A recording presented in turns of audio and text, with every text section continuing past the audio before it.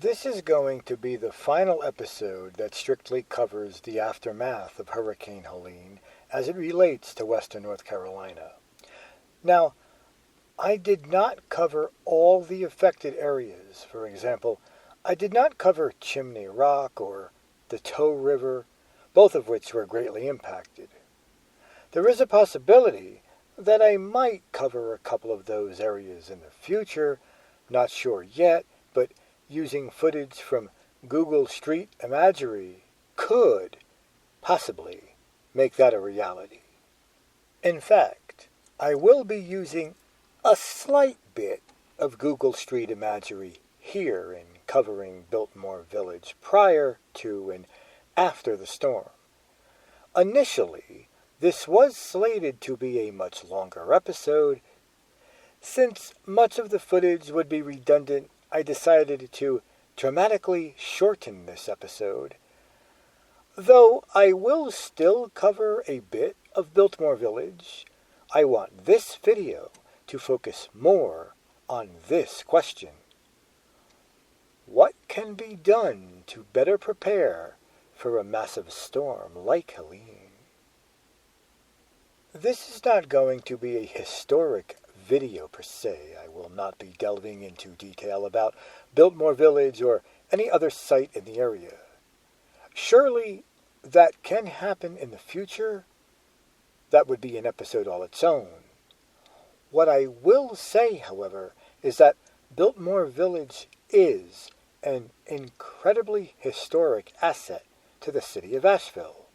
It was listed on the National Register of Historic Places in 1979. And historically, it has also been prone to a number of flood events.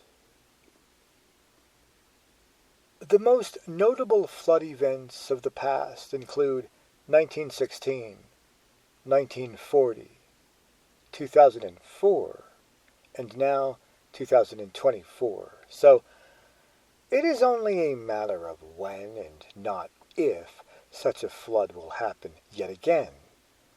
When that time does come, it would be much nicer to see the area having become far more resilient.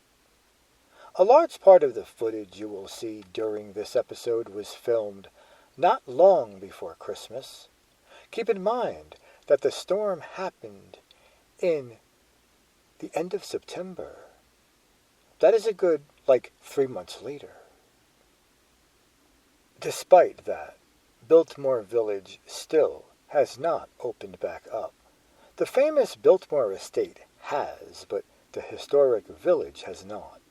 Much of the revenue the village receives around the Christmas months will not be present this year. The devastation here is not only catastrophic and heartbreaking, but it is also an indication of how we have treated the Swannanoa River. And that is what I want this episode to focus most heavily on this time around. I find it very difficult to look at the river in the condition it is now in. The river is littered with debris and has to be impaired. It should be said that the debris littering the river is strictly of our own creation, minus the trees, of course. They, too, might even be of our own doing, if they were planted along the river. Still, trees are a natural resource. Most of the other debris is not. And it now litters the river in ways that are hard to believe. Not only can the remnants of buildings be seen up and down the river, but there are vehicles lodged in the middle of the channel. I can't help but think that the river never deserved any of this. As we rebuild the communities surrounding it, we do owe it to the river to clean it up. It's not just this river, it's all the rivers in our area. That is why I can't help but want to be out there helping to make that happen, at least as much as I possibly can. I'd love to be out there more. Still, I do have other plans that need to be taken care of. I can barely get out there once a week, though I am sure a lot of others can find greater time than I have. Still, that is not the focal point of this episode. I do want to see this river not only cleaned up, but kept clean afterward. Ultimately, though, what this river needs is respect, a lot more respect than it has ever had. This area, it tends to bother me a bit. I first moved to this area back in the late 2000s, around 2007 or so.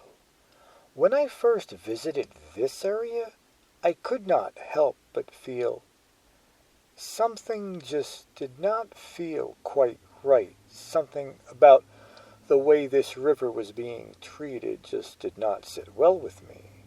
Its banks were steep, for sure, but it had no access points. Once in a while, I would find someone fishing from the bridge. Overall, though, I could not help but think how neglected the river is here.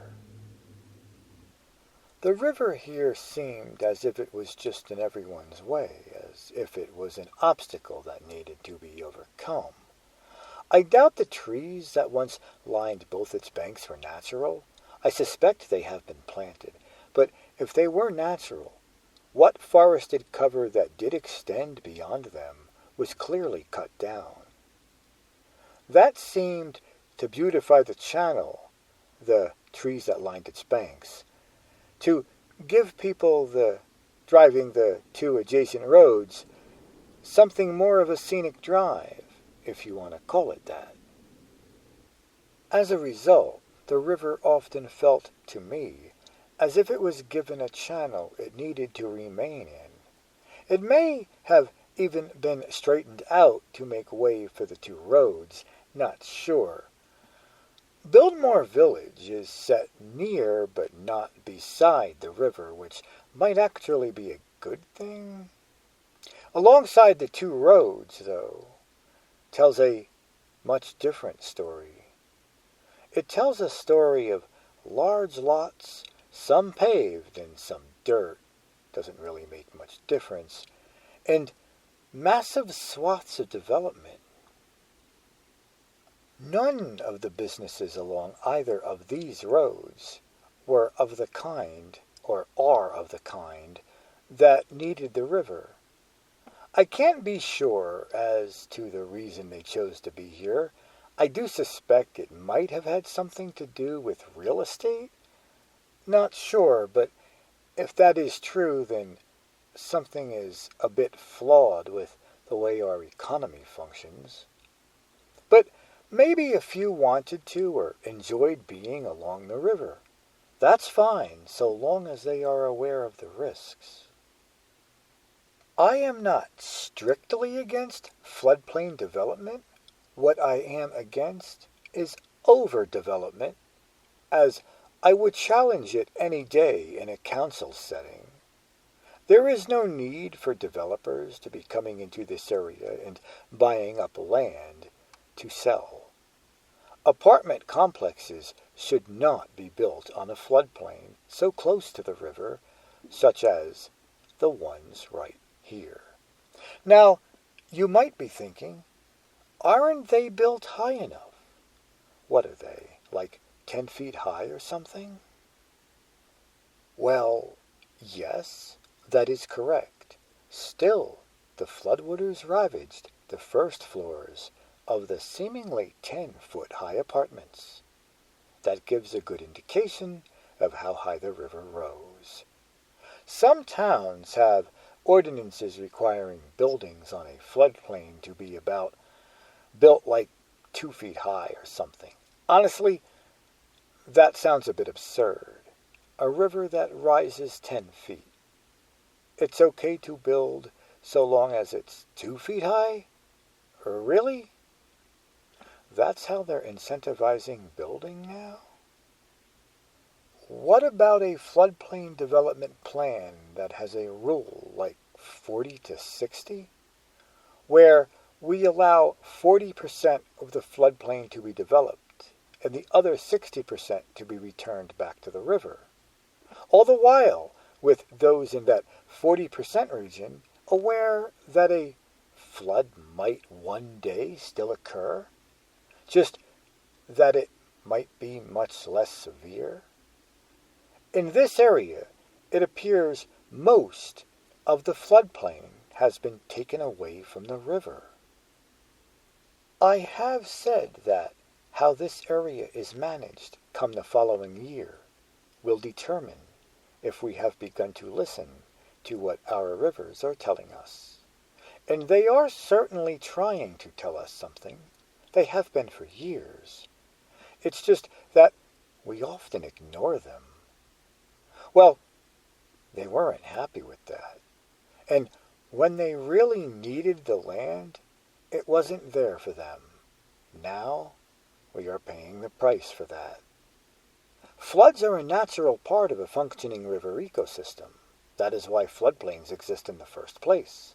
Without flooding, much of the soil we depend upon would not be fertile. That is why farms often locate there. Should farms move? No, but there are techniques even they can use to help mitigate flood impacts. It's time we begin to work with our rivers and not against them. Believe me, if we try to fight them, we won't win. Our rivers provide us far more than they take, but when they do take, they can take a lot. That is, if we allow them to do so.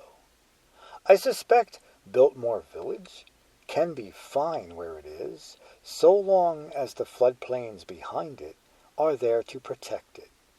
Rivers do have their own brand of flood control. It comes natural to them, but they do need to be able to use it. If we keep building and paving it over, we are telling them to stay put. That option is not going to work. With all the devastation this area has now come to endure, many of the buildings are likely to be condemned. That gives us an opportunity to make a few decisions. We can either rebuild in the way that we always have, or we can buy out the land and return it back to the river, at least some of it. We can create a park or a greenway in this space, all the while to help bring the river to the community. If that were to happen, less devastation would likely occur. Does that mean a flood will not happen? No, but that shouldn't be the goal. It should be to live with it when it does occur. And if it does, we can try to minimize any damage through more effective floodplain planning. A flood is bad enough, but devastation the likes of what can be seen here is catastrophic. My hometown of Bryson City was flooded, pretty badly in fact. It had its own share of problems, but it still managed to reopen quickly, like just in a few days. Granted, Bryson City appeared to not have gotten hit as hard. Still, there was a lot of damage. More work there can also be done, possibly by expanding the island park there behind the town, a park which may have helped to absorb some of the flooding. And other features like rain gardens, retention ponds, and permeable surfaces can help. A number of things can be done, but a lot of that takes effort and a willingness to do so. A number of regional organizations do exist that aim to help make our local towns here more resilient to these kinds of events. River Link is doing great work along the French Broad River, as well as Mountain True and its associated river keepers. Conserving Carolina is another that is helping to purchase land and create parks. Mainspring Conservation Trust is another, though it serves a bit of a different area. Overall, it will take a collective effort to repair and restore the watersheds. It does not matter where you live. You can live high on the top of a mountain. What is done there will have an impact on the river down below. A river receives just about everything we do to the land. They are called a report card, often so, of how we treat their watersheds. Let me just end this by saying the following. If we expect to live in harmony with our rivers, then we had better learn to take better care of their watersheds.